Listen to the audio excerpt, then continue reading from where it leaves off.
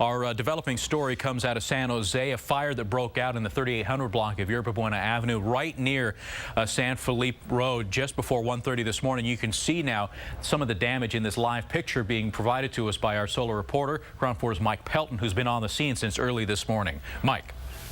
Well, James, fire crews have left the scene, but now it's the family's turn to go back inside the home, sift through all the rubble, and try and salvage some of the items that didn't burn.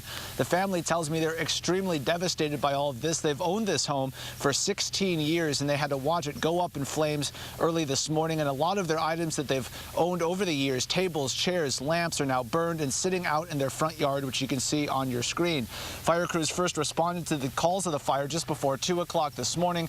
When they arrived, they found flames coming from the garage, which is where crews say the fire began. The battalion chief tells me this is an electrical fire that damaged the side of the garage wall and also spread up into the roof and attic area above the living room.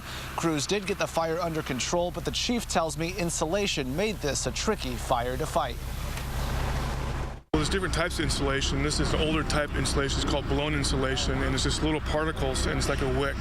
And so since you get an ember in it, just kind of wicks out, and that's the problem for us. So you have to basically drop the whole ceiling to go make sure that we get the smoldering fire out.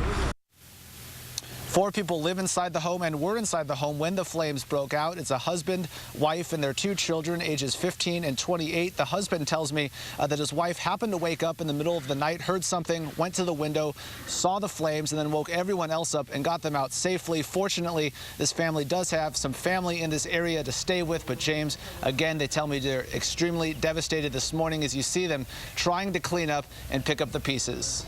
Yeah, Back to you, James. I can only imagine now what they're going through and what they'll be going through here for weeks to come. Thank you, Mike. Daria?